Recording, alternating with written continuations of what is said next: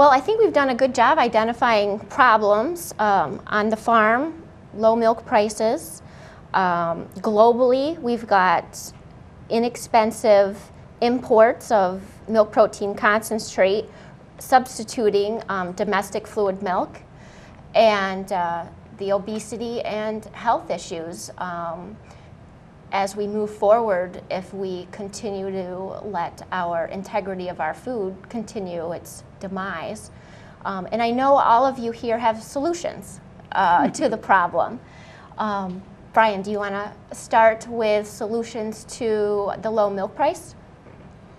Well, the low milk price, farmers have tried to come up with grassroots solutions that would help us achieve a balance in imports and exports. We also need to monitor our supplies in this country, and there are solutions out there today. There's a bill that's in the Senate called S-1645. I don't think the bill is perfect, but it has a lot of great ideas in it, and most of the dairy farmers that I've talked to in this country are for this idea. It brings us to a stable milk price.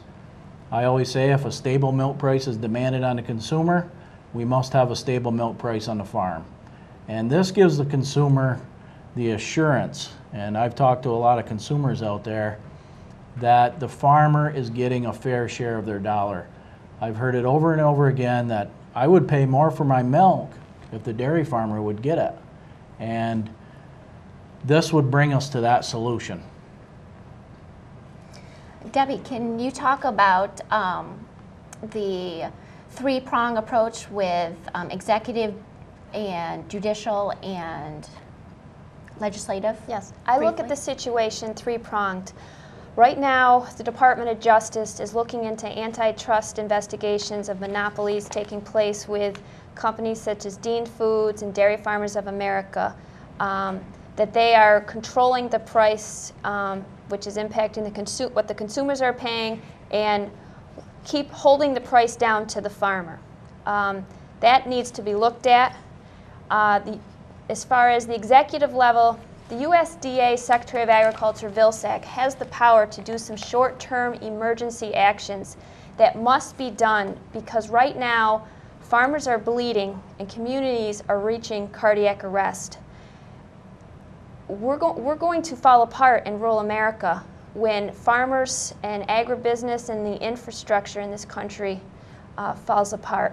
And the last thing is, legislatively, the bill that Brian discussed is a solution to rebalance the profits and provide a stable price to consumers. But we need consumers' help to do this. And we're going to be providing to viewers phone numbers and bill numbers in which they can use to call their senators and their congressmen to support the bills that address better milk price paid to farmers, addressing the import issue of milk protein concentrate.